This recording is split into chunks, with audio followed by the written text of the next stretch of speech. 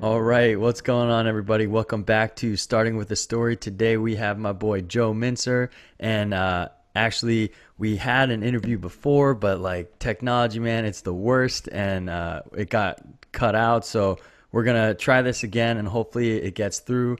But thank you, Joe, for coming out. How are we doing? Oh, I'm doing amazing. I mean, as you can see behind me, I'm just in the middle of a beautiful, beautiful sunset out in Yeah, LA, and dude, it it's looks just a gorgeous. gorgeous day. Amen, amen. So, Joe, again, thank you so much for finding the time to come out again to do this interview. But I'm really excited to get into your story. So, I guess the first question is, what is your story, and where are you now, and how did you get there? God, man. Well, I mean, I guess the best way to put it is where I am now is in a complete place of understanding and peace. Mm, Where I was at most of my life was in a state of turmoil from age 13 on. I started at a very young age with drug addiction and moved on throughout my life up until about 35 with a lot of, or, 33, 34, 35, somewhere around there with drugs, and moved into just a very lot of alcohol. mm, Um, and now, over the past couple of years of my life, I've been on a spiritual path of understanding why all of this has happened to me over my life. And, quick kind of condensed overview of it all was just that, when I was 13, I was kind of made fun of a lot for mm, being overweight mm. and having a big stomach, and just kind of being pudgy altogether. I was a kid, I know and that, at yeah. the time I think I was 4'6", and there was a lot of teasing going on, and I was just pretty much embarrassed to take my shirt off at that age, Mm, and like the pool or the Y or anything like that. right. So this caused like a lot of self-judgment and inner disturbance, Mm, and over time, this led to a way to cover it up. Now, I didn't know any of this at the time. This is just what I've learned, now. But at mm-hmm. that particular time in my life, I was just embarrassed to be me. There were things that were going on where I was completely in a misunderstanding of what it was to be in love with myself. And Mm, instead, I hated myself. I looked in the mirror and I just hated everything I looked at, from my face to my cheeks to my chin to my teeth, mm, everything, stomach, just embarrassed to be me. So I started on a path of destruction for a very long time. And I'll be honest, at 25, I didn't think I was going to live much longer. wow. And then here I am today at 40, and I'm grateful for every day I'm alive. God But bless, man. yeah, it took a lot of work to get there. It took a lot of renewed faith in God. It took a lot of understanding of who I am as a person to move into that. Mm, And, drug addiction, alcoholism, it's not an overnight healer. mm, And you never know what's going to work for one person versus another. So it's important to take into consideration that every person is on their own path, and to understand that that is their path. You really have no control over it. And that was hard for my parents to hear at the time, and it's hard for a mm, lot of people to hear. But the reality is that you have to just trust and faith that what will happen will work its course. And that could mean somebody passing away, mm, right? yeah, But it could also mean turning into me. yeah, So, amen. if you have love and you have faith, that, all is possible. And that's a very condensed version. Of course, there was also, 21, I was arrested for drugs, for selling cocaine back then, and did a first stint of rehab there. Mm, Um, at that point in my life, I didn't realize I really had an issue. mm, And that was when I went to my first AA meeting in jail. mm, And it's when I really grasped what was going on. And I gave in. I stood up and I said, I'm a drug addict. And those words themselves just destroyed me in so many yeah, ways. mm, Because up until that point, you don't think there's an issue, right? So up until that right. point in your head, you're like, no, this is totally normal. Mm-hmm. Because everybody around you is in that environment. So when you're in that environment, you're surrounded by people who are in that environment, it doesn't seem like anything you're doing is wrong, Mm, right? until you take a second and admit that what you're doing is wrong, then all of a sudden it changes the complete perspective of everything Right. that's going on. And you're being So like really honest with yourself, and you have to kind of face it now that it's out there in the open. correct. You've now admitted to your faults, Mm, to what's going on. You're not living in your fantasy anymore. You're not living in that lie. right. Um, Wow. and for me, the first time saying it, it had a huge impact. I got out of jail. I still did drugs again. Mm, huh. It didn't stop there. It pursued on and on throughout life. And there was a moment in life around age 25 when I was in a psych rehab in Ocala, Florida, and I was walking. I was about to walk out of the rehab. They were putting me in a detox facility, which is a little bit different from a rehab. Hmm. And drugs were wearing off. I was ready to go. I wasn't actually leaving for drugs, which is what the crazy thing was. I just didn't Hmm. want to be in the rehab.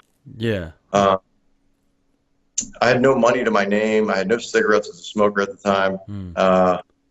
I had nowhere to go, middle of Central Florida, middle of nowhere. And, my aunt, whose house I'm actually in right now, Oh, said nice. to me, yeah, said to me, if you walk out of here right now, you're cut off completely.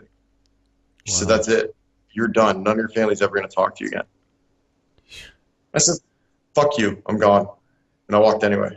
And I walked for You 10 miles, walked. man. Yeah. Wow. I walked 10 miles in pitch black dark and ended up having to call the cops on myself and have them throw me in a facility for 3 days in order to have a place to sleep. Yeah. God bless, It man. was one of the most trying times of my life, without a Yeah. doubt. That took its toll on me. Hmm. But it also, up until that point, I had a backup. I had somebody there, right? Hmm. So I had something to fall on. Right. So I had a support system, you know? Hmm. And then all of a sudden, that support system was gone. So this immense fear came over me where it was like, oh my God, what am I going to do? Hmm. Where am I going to go? Um, and I never had that. And it took a while for my family to talk to me again after that. I went back in and eventually ended up staying in the rehab, but Yeah. literally within 4 days. But it didn't change the outcome. Hmm. What it does do is like people think that rehab is an in and out kind of thing. It's for some people it is, Hmm. but for others it's a starting point for your brain to switch its thought process. Right. And that time that you have away from drugs, I read an article years ago that said, when you start using drugs, your brain stays at that age you start using drugs until you stop, Hmm. and then you start to mature. Right? Hmm. That makes perfect sense to me because I thought like a 13-year-old my entire life. Up until I was Yeah. 25, I thought like an immature idiot. Hmm. And it wasn't until I stopped and then started and went through all this that it really changed my thought process on what was actually going on. Hmm. And I didn't realize that at the time because I continued on drinking after this, right? Uh, Huh. yeah, I still wasn't happy with myself. I still wasn't in a place of love, and I still wasn't in a place of understanding. And it just kind of didn't really grasp it yet, right? Like I Hmm. didn't get what was going on. And Hmm. I, I mean, just thinking about it right now just kind of like gives me chills. Yeah. Yeah. Take your time, man. Yeah, I went to a course in LA called Insight, and I was sober at the time, but there's the sober, and then there's living your life and being happy and in a meaningful place. And I went in there, had a beard down about here, like my hair Wow. was down here, and yeah, uh, over the course of the course, for lack of better terminology, Hmm. I cut my hair and beard off on Sunday, and the strangest thing happened. Most of the time of my life, I had this beard and hair for fear. I dressed tough. I dressed to get people away from me, right? Hmm. When I shaved that beard and hair off, all of a sudden, people who would normally be scared of me in a store were now walking up to me saying hello, asking for help for something off the top shelf because I'm 6'4". Wow.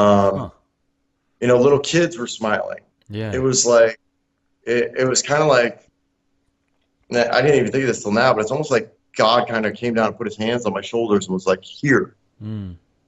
enjoy this. Yeah. Because this is life, and where you've been living under this shield, this tough guy shield, Mm. this badass, I'm so tough, I can do anything I want kind of shield. Yeah. It's a lie. And everybody in your life knows you under this lie. Mm. Um, so let's see what the other side sees, right?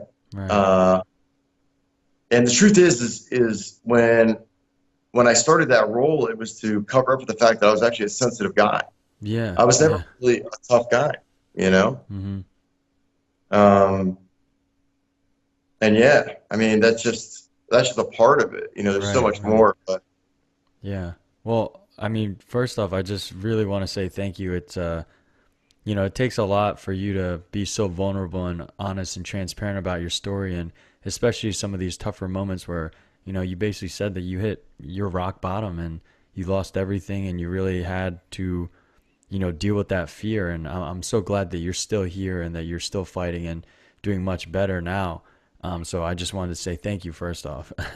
And what I really enjoyed is, as a child, I also struggled with body image and that sort of thing. And I find it so terrible that body image is so crucial in those younger years because we're so like little kids at that age are just so mean, like they get at you, man, and it stinks, and they rail you for it. And I resonated with the fact that now when you said shave your beard, cut your hair off, your new body image and your perception of yourself has changed to become a more fruitful image of yourself. So I really resonated with that. I thought that was like a really cool connection with your story.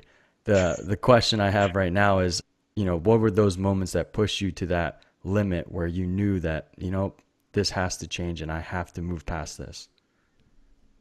there was a moment when the first time I went into jail and the first time my mom came in to see me in jail, and there's this glass partition and there Mm-hmm. is a phone there, Yeah. and they have to use the phone in order to talk to you. And when you have to look at a loved one on the other side of glass for the first time, and you can see the pain in their eyes as they were strapped, patted down and, put in a very uncomfortable position just to come see you. Yeah. And that pain that you put them through, when that is visible and you can see the damage that you've done, not only to yourself, but Mm. the rest of your family, that guilt is one of the most painful things I think I've gone through in life. Um, Man. you know, like being in jail, you play a lot of cards, you talk Mm-hmm. a lot of shit. There's some fights, there's some other stuff, but the Mm-hmm. hard part of it is you're not with your loved ones. The hard part of it is you're not around your family. Right. You see them on the other side of glass. There's no contact, so it's you're shut off from the world. I mean, the food's terrible too, but yeah, I mean, really terrible. Yeah. But this is where you Goodness. kind of sit back and you look at it yourself, and you're there, or you're in a room with 60 people Mm. who are snoring, farting, spitting, whatever, Mm. all night, and you're like, what the hell did I do? Yeah. Was this worth it? For Mm. what? You know, Hmm. for what? Like, what am I doing in my life? So that was one situation. I mean, the other one, which is what just talked about, was the one going on in Ocala when I walked out. Right. Yeah, another one would probably be when I relapsed when I was 23, and they put me in jail for the second time for violation of probation. And my mother said, "I can't believe you'd rather do drugs than love your mother." Oh my And gosh. yeah, these words, I mean, they hurt. But this is, what's crazy is this is nothing different than any other, recovering addict or alcoholic has ever heard. Mm-hmm. Because when you put your family through this kind of stuff, unless you're completely, away from them, you don't talk to them anymore, it's brutal. Mm. You're not just attacking yourself, you're attacking everyone you love. Right. They're all going through it with you. Hmm. Which is one of the reasons when you start to apologize about it, it's so crucial, that you get into there and Mm. you recognize what was there and what was done. Mm. But yeah, I mean, that was one. And then at the last job I was at, the last straw, the very last straw, right? was I was working at a job I couldn't stand. I knew to leave, right? Your Hmm. body and your brain will tell you to leave a job. Right. It's telling you you don't need to be here. You should not be at this job. This is a terrible job for you, Hmm. right? And what do? You stay anyway because you're scared of the other side. You're scared of being out of work. Hmm. You're scared of your family, but you're not doing what is best for you. You're not making a conscious decision to do what is best for you. So you stay in it, right? Yeah. And every day gets worse and every day gets worse. And the alcohol gets increased and increased and increased. And before you know it, you're waking up every morning to like a half a bottle of vodka. Um, and then I was on a phone call with one of my bosses. I was working from home, and Hmm. he started berating me, just ballistically berating me. And keep in mind, none of the place where I was working knew about this. They didn't have any clue. Huh. And he's just berating and berating and berating. And I'm just sitting there listening. And then I get off the phone with him and I call him back. This is in front of all the other employees. Yeah. I call him back and I talked to him on the phone. And then I finally snapped on him, Hmm. which then increased my heart rate to about 150. I had a massive panic attack. Couldn't Wow. calm down, right? Yeah. So in order to try and calm it down, I started drinking. So I drink a bottle of vodka. Then I drink another half bottle of vodka. Then the rest of the vodka. The heart rate's still up, won't go down. So now I think I'm having a heart attack because panic attack kind of feels like a heart attack. My So I goodness. get nervous. So I call a friend of mine to take me to the hospital. I get in the hospital. They put me on Ativan. So they released me after giving me 2 Ativan. So as I'm walking through downtown over the girl I'm living at's house at that time, I go to walk into a bar of all things. She goes, no, no. She's like, you don't need that. She's like, you can't keep your eyes open. They've had you so medicated right now. Like, you're not even going to remember any of this tomorrow. And I remember all of it. Yeah. Um, and I went to bed. And the next day, my aunt flew into town and she cleaned my apartment. I had clothes everywhere. There was just bottles everywhere, clothes everywhere. The apartment was trashed, you Yeah. know. And I was sitting there on that couch. She looked at me. She's like, "Well, what are you gonna do?" And I just went, "Not this Yeah. anymore." I'm like, I can't do this anymore. Mm. I can't wake up and panic every day of my life anymore. I just can't do it. So that was another moment. That was really the moment of all moments, Mm. where I was like, no, I'm not going to do this anymore. I want love. I want life. I want meaning. I want a purpose. I don't Right. want to drown myself in feelings anymore. I want to feel whatever I'm supposed to feel, you know? Yeah. Amen. Yeah. Well, man, thank you again for sharing so much of your life and especially the tougher moments and whatnot. And I guess a question to follow up with that is, a lot of people are going through addiction and they're going through these struggles. And, you kind of described it before where you know that you're affecting people so negatively that you care so much about, but your body and your mind just won't let you change. So I guess the question is, how did you start to make that change, and how did you start to try to rekindle the relationships and the support and love from the people that you've hurt so much? How did you start to begin that process? So that actually started when I was 27. And that started with really just apologizing. And holding, yeah, I guess a better term for that would be holding yourself accountable for your Mm, actions. I Like like that. Yeah. really holding yourself accountable for everything that you do and knowing that your environment that you have around you has been caused by you. Right. No one else, not your father, not your mother, not any of your other family members. This is your responsibility. Mm, And just that accountability on that note, bringing that forward was pretty big. After that, it's different for everybody. For me, mm-hmm. it was it's so hard to put into words, but it's just almost like I was just like I'm done. Yeah. You know, I just knew it like in my head. I'm like I'm not. I give up. I give up. Mm, You know, it was just like it was like a switch had gone off mm, where I dealt with all my problems by drinking, mm-hmm. and now I knew that I didn't want to deal with them in any way, shape, or form like that anymore. Right. Right. Yeah, like I knew that the way that I had finally I finally realized, and I'm laughing because it's so stupid. When you look at it now, right? Mm-hmm. Um, I finally realized that alcohol actually solves nothing, you know. But Yeah. but in my head, for a lot of years, I thought that if I just got high or drunk or whatever, that would handle it, Yeah. Like it was the holy because I was grail. comfortable in that. Yeah. I wasn't Mm-hmm. comfortable in myself, so that made me comfortable. Hmm. And that was where I was at. So like now I look at it and I think a lot of it, when I hear people talk and they say to me, oh, I can't wait to, I can't stop thinking about getting high. It's so amazing. Mm-hmm. And I just look at them and I'm like, you're not there yet. Yeah. Yeah. Because when you're truly there, you are disgusted by it. Mm. You just can't look at it. You don't want to talk to people who do it. You don't want to be Mm. anywhere around it. Mm. You don't want to be involved in it. It disgusts you. It's like eating tongue, like Mm. there's just things like that. You look into your life, it's like that. You think about it like, Yeah. ugh. Yeah. You get that feeling. Um, Mm. and it makes your skin crawl. Now, every time I think of like a drink or something like that, I think Mm. of the day after, the anxiety. Mm. That's what comes into my head. The panic, Mm. the phone calls to ex-girlfriends I got to make for calling them wasted, the night before, or Yeah. the phone call to my mother crying, Mm-hmm. oh, my life's so bad, blah, blah, blah. My life's not bad. Yeah. Okay. But when you're wasted, you got nothing better to do. You're blacked out. You're not, you don't know what you're thinking. So, Right. that's where it really comes to, Yeah. you know. 100%. Um, so a very important topic that I feel has come up a lot with my friends and just reading articles online and whatnot is the idea of mental health. So what is kind of your take on the importance of mental health and how to go about a better mental health state, like reaching a better mental health state? What's your idea on that, and what advice would you give to people from your perspective?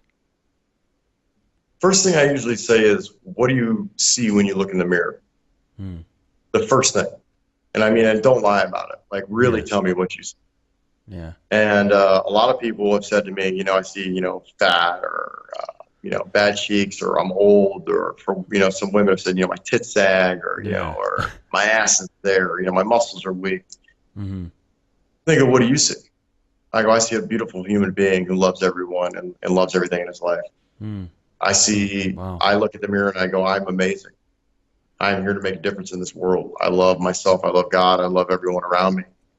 That's what I see. Yeah. That's Because awesome. if I tell myself negative crap like that to Mm-hmm. start my day, you know how hard my day is going to be? Mm. Um, and, I recognize the achievements in my life, Mm. whatever they are. Like I tell people all the time who stop drinking, I'm like, congratulations. And they're like, credit for what? I'm like, you stopped. You made it to the other side. Mm. You're one of very few people. Guess what? A lot of us die. We don't make it. We're in jail. We're dead, right? Yeah. But you're here. You're here on this planet, sitting here with me, talking to me. Mm. So that alone is a major achievement. That alone is what you should be looking forward to in your life. Mm-hmm. You have stepped forward. You have taken the risk Mm. to step out of your comfortable environment and move into a place of unknown. Because guess what? When you're drunk and on drugs, you know that. Mm. But when you become sober and you have to go on to that other side, you don't know that. Right. That is a shock to you. Hmm. It's like a prisoner getting released into the outside world after 30 years. They don't know what they're doing. Yeah, there's no frame of You know? reference or anything. Yeah. Yeah, that's one of the reasons they say to not get in a relationship for a year, and I didn't. Mm. And that's because you don't know what you really want. Right. And if you go for what you wanted when you were high, you're going to find the kind of person that gets high, because that's what you looked at for the last 30 years, right? So, Yeah. you have to readjust everything in your life. It's not one thing. It's not like I stopped using drugs and then it's fine. You have to take everything in your life into consideration. All the people you used to associate with, cut them off. Guess what? They don't give a shit about you anyway. Yeah.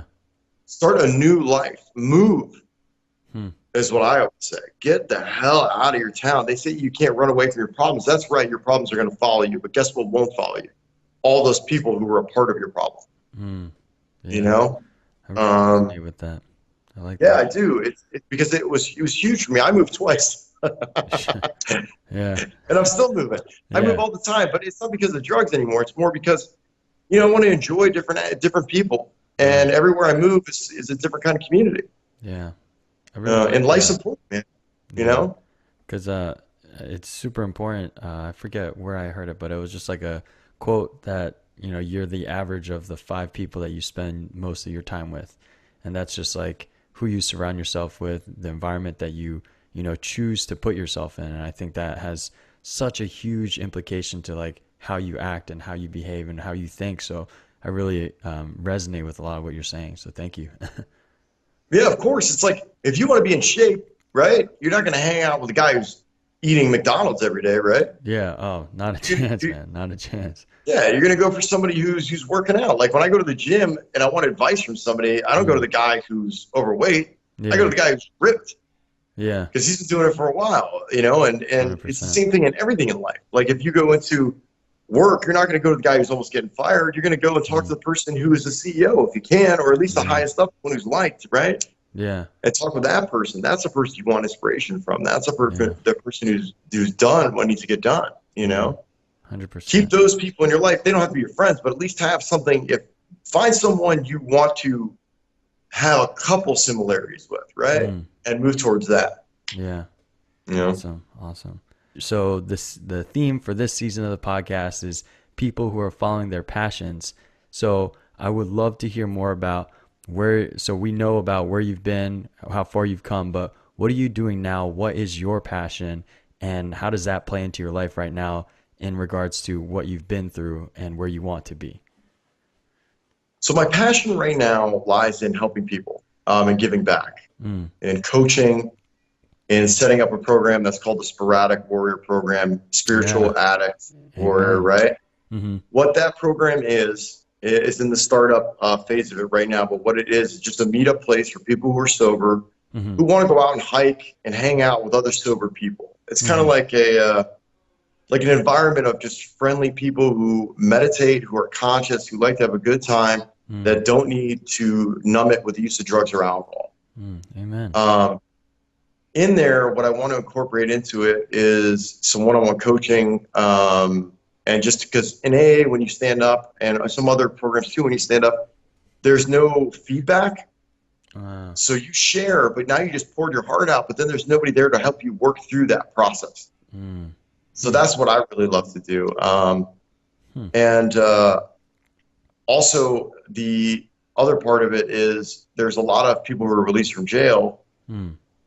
who are trying to get work, who had one or two mistakes in their life and are trying to change their life. But guess what? They can't get into a job because they don't know how to go through the interview process. That When makes you've a been lot of convicted of a sense. crime, Yeah. yeah, when you've been convicted of a crime and you have to go through that interview process, Mm-hmm. That's gonna come up. yeah, big time, Yeah. big time. Yeah, and super trigger Mm. city, you know? Right. Wow. Um, Never it's thought like you're about it. reliving the moment because you're telling the story. Mm-hmm. And you have to tell the story so the employer knows what's going on so they understand what you're saying. So Mm. it can take a real toll on you. So what I would like to do is create how to tell people how to do their story Mm. so that it comes out in a positive way as opposed to a negative. Right. That's huge. So you can tell your story as, yeah, man, back in the day, I was banging, I shot a couple people, Mm. I was slinging drugs or blah, blah, blah.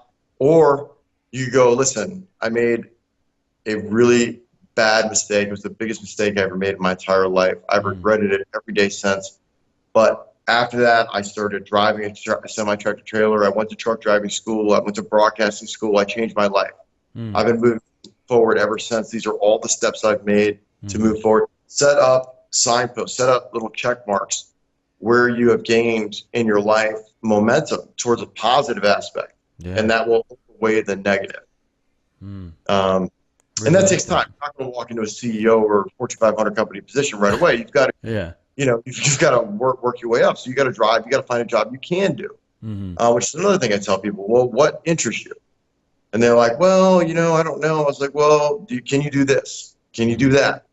These are jobs, depending on the person I'm talking to, that you can get in the door in, where they're a little more lenient Mm. on your background. I'm not talking about McDonald's, because actually McDonald's is strict as hell on your background. You can't Huh. get an Uber job as a convicted felon. So Huh. You Interesting. have to go into something more than likely in construction or that field, somewhere you can Mm. get in. But if you can do that for 2 or 3 years, right, Yeah. you can start your life over. And 2 or 3 years goes by so quick, Hmm. so you know. That's so So funny that's kind because. of where my passion is right now. And eventually, what I would hope to do Hmm. in life is make another alternative to AA, an option for people who want to be meditational, Mm. coaching Wow. based recovery Yeah. versus the old fashioned way. Hmm. Um, and there's nothing wrong with, I want to this is very important to stress Hmm. because people are very defensive about AA and NA. I just want to reiterate that I have no problem with any form of recovery, including AA or NA, Right. because you never know what's going to work for one person. Right. Right. I'm saying for me, I wanted something different, and I've heard from a lot of people that they also want something different. Mm. So I am in the process of trying to provide that. Yeah.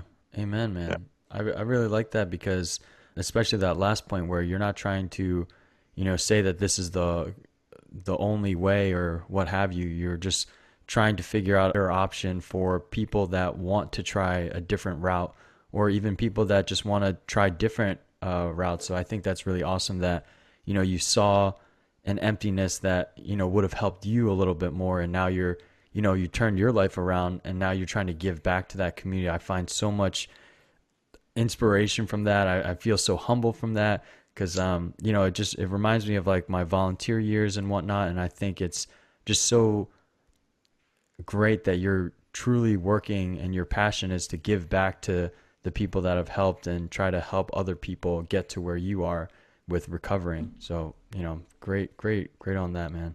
Appreciate that. Thank you. And I Right, would just right. say another way, Yeah, yeah. because who am I to say what's better for one person or another, right? Mm, Like, what works for me is not going to work for everybody else. 100%.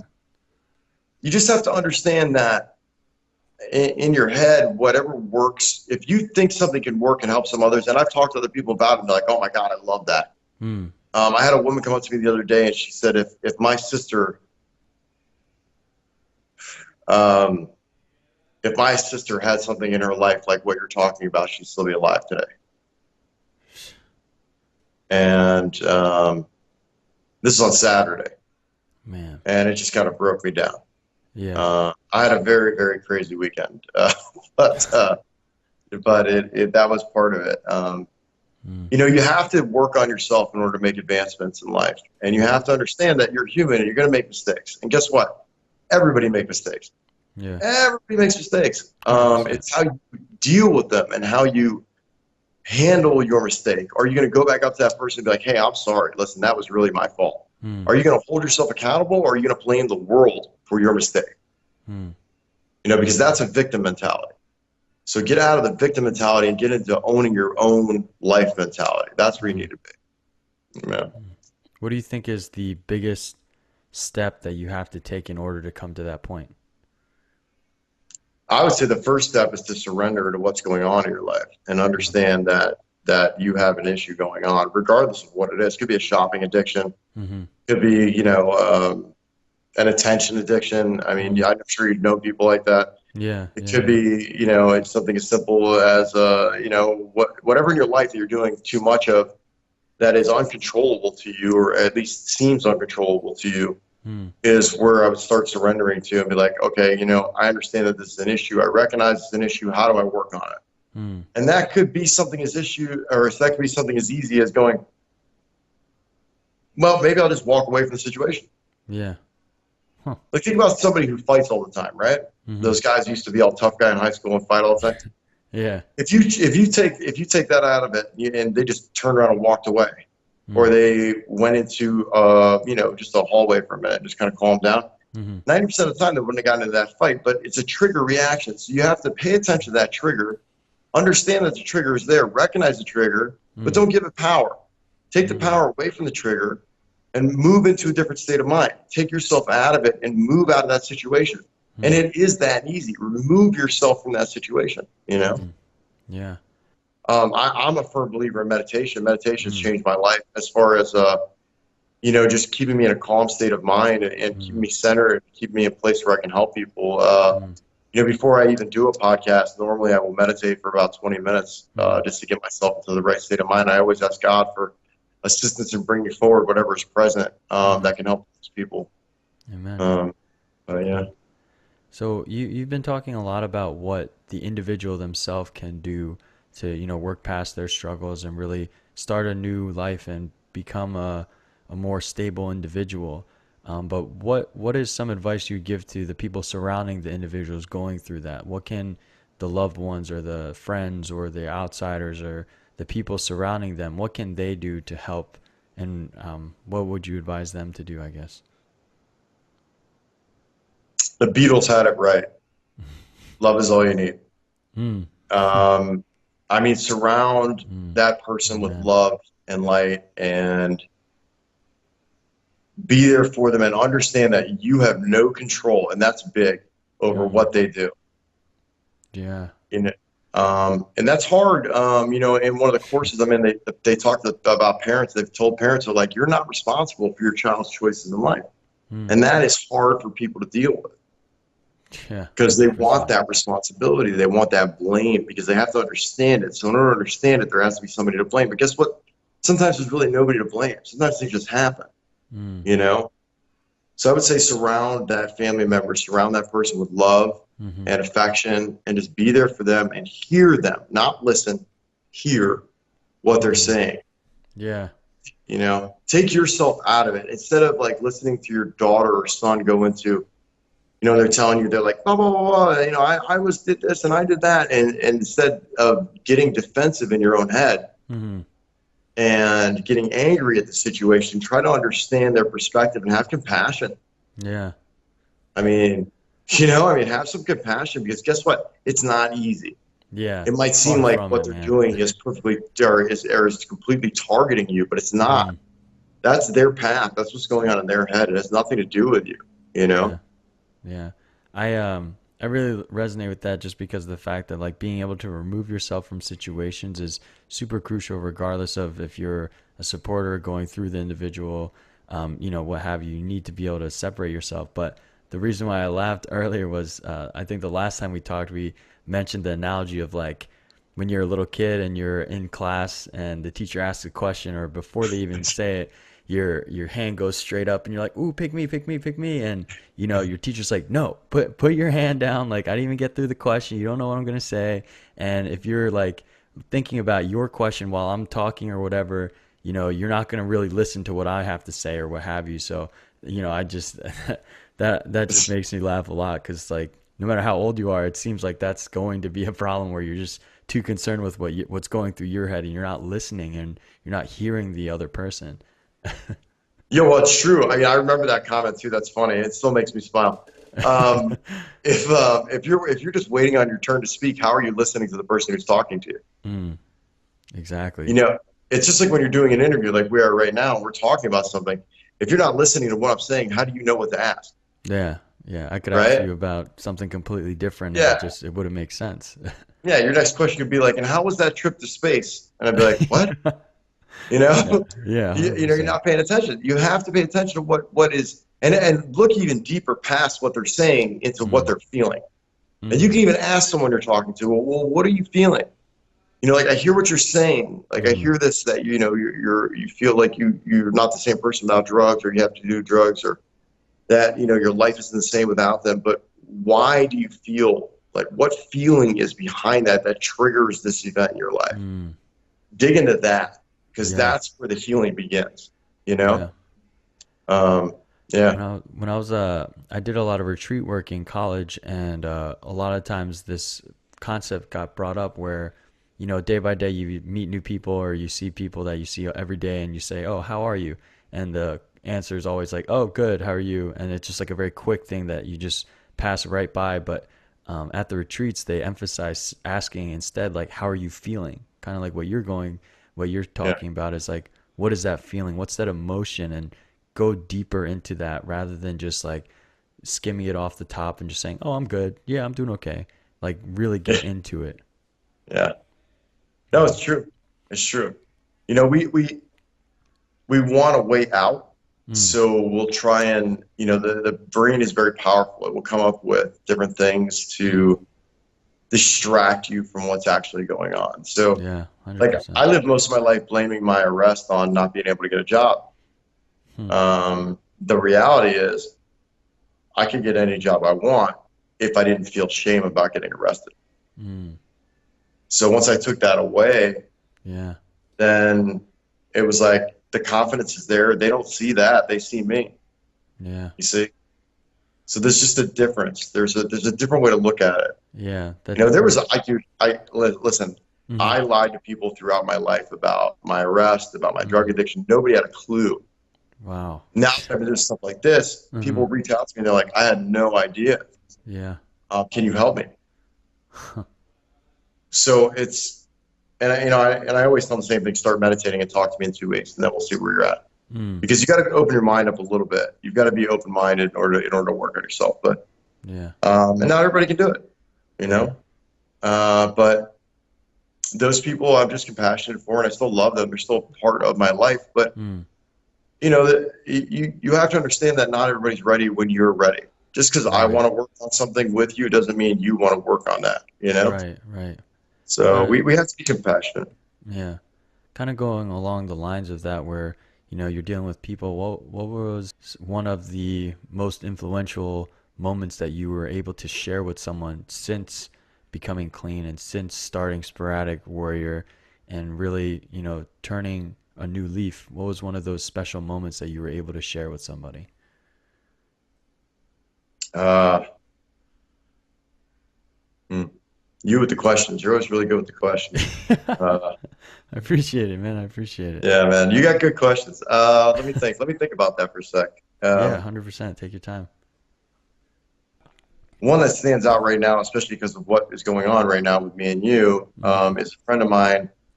We were walking down the street, and she asked me about my story, and I started telling her my story in full detail. And it takes about 4 or 5 hours to completely go through.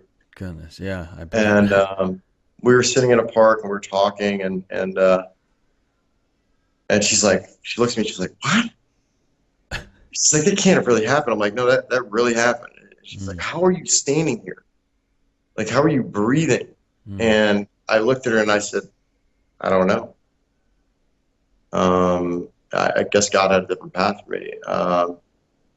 And she said, "You have to get this story out. You have to share this with people." And Mm. I said, "I will." And that was one little pivotal moment where Mm. I really realized how big of an impact this can make. And there's been other moments where I stood up in class when I was in there over the last year and talked with some people and expressed myself and worked through um, some issues in my life when I became very vulnerable. Like when Mm. you're standing in front of 250 people and you break down, and I mean break down, like you Yeah. break down, there's something that changes in your head. There's no more embarrassment around it. You just understand that this is what needs to be done in order for you to heal. Mm. Um, and then you start working on other stuff in your life. You work on stuff with your father or your mother or, whatever happened to you throughout your life that Mm. you think this is a major that has, energy behind it. Mm. Like when I tell you this story, this doesn't have energy behind it because I've healed this, right? Mm. Mm. There's no angst there. There's energy, like positive energy, Yeah, but yeah. there's no like a Like it. shame behind it, Yeah, yeah. because it moved on. There's a Hmm. different, I look at There's a that different as air. my past, and now Mm. this is me.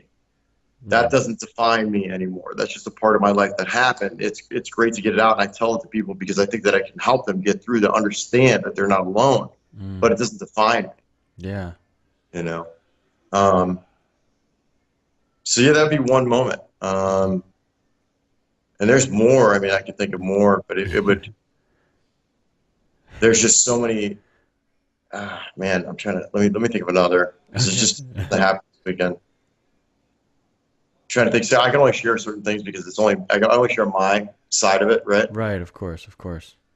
But there was a moment where I was working with someone and I started laughing hysterically. They started laughing hysterically, and Mm. I started laughing hysterically. And what I said to that person was, "You are truly loved. Mm. all we see when we see you is light and love. And all I see is beauty, and you're an amazing person, and you're an amazing soul, and I love you. And that person looked back at me and just started hysterically laughing. Well, I started hysterically laughing, and then all of a sudden, I was like high on bliss. You know, it was That's probably the awesome. best I've ever felt in my life, hands Yeah. down. I thought to myself, if I had only known I could feel this good without drugs, I don't think I ever would have done them. You Yeah. know, uh, and then it just seemed like your perception of the world changes. You walk Yeah. out into life as uh, an unknown. You're in shock. Everybody looks different. They look happier. You see the inner love in people as opposed to seeing like a mom yelling at her kid. Mm. You see a mother loving her child. Like it just you Yeah. change the way that you look at things. You see. Amen. So I guess that would be the biggest. Yeah. Yeah, that's awesome, man. Ah, I'm literally getting chills like listening to it because I also have like some sort of like feeling that I've had in my past that kind of shifted the whole vision of the world and the perspective. So I'm getting chills because I'm reliving mine through you reliving yours. So I appreciate that. So thank you. No, absolutely. Yeah, and again, like I feel like I could talk to you forever, and you have such great words to say, but we are coming to the end of our interview. But before that, I just wanted to, again, for like the ninth time, say thank you so much for your story and so much for being willing to come on the podcast, share your story, share your faults, share your mistakes, and come out and talk about how you've grown from them and how you're doing your due diligence and following your passions to change and to give back and to help other people follow their passions and heal and whatnot. So I really appreciate that. And yeah, so thank you so much, man. Thank you. Thank you for having me on. I greatly appreciate it. Yeah. So are you ready for the last three questions of the podcast? Sure. Let's go. So first question is, what's been the favorite chapter of your life? uh, Turning 40. Turning 40. Yeah, which literally just happened, but it Oh, felt like happy the belated. the struggle of my life is over and I'm into the good part of it. Mm, Um, but yeah, I want to say like the last few years of my life mm, have been that moment for me. that's I've learned awesome. more about myself than anything else over the last 2 years of my life. Mm. So I'm so happy to hear that, man. Congrats and happy belated. thank you. Second question is, if you had to give a title to the next chapter in your life, what would you title that? Wow, that's a great question. I love that question. So glad you like it. The lessons learned only provide new goals. Hmm. Hmm. The lessons learned only provide new goals. I like that. I like that a lot. Cool, cool. And final question is, if you had to put a title to the book of your whole entire life up until this moment, what would you title that book? Uh, um, We're all about names and titles here. I know, right? It's a great question. I mean, it's the title of your life. What would you title it? Um,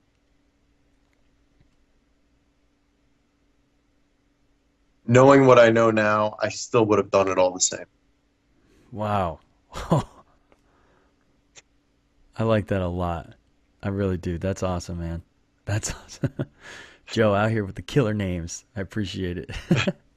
Yeah, no worries, man. All right, Joe. So you've survived the three questions. You survived the interview. This is your chance to kind of plug yourself in. Like, where can our audience find you? Where can we learn more about you, who you are, what you're doing, and learn more about your story, man? So, well, you can follow me on Instagram at Mintzer Joe. That's Mintzer Joe, Joe. Mm-hmm. Also, you can check out sporadicwarrior.com for any life coaching services or just to be a part of the group. There is a second page that is currently being added right now, which is dedicated specifically to the project in Denver. And I'm hoping for it to be worldwide. Also, we're open to any coaches who want to be a part of this program and come in and donate their time. And we just would appreciate it if you reach out through sporadicwarrior.com. But feel free to reach out to me in any way, shape, or form. I am here I do take as much of my time out of my day to answer Instagram requests, and I will call people back if they need somebody to talk to. So Mm, I just want to let everyone know that I am here, I am available, and I am reachable for the majority of my day. awesome. Well, thank you so much on behalf of Starting with the Story. I thank you, and have a great day. Stay safe. Stay you. Thank you for having me. It's been amazing. I'm so happy to have talked to you today. Awesome. Same. Also, for anyone who's listening, if you're not watching the video, Joe has a shirt that says "Stay Inspired," and it's super epic, and I really appreciate it. So I just want to let you guys know that.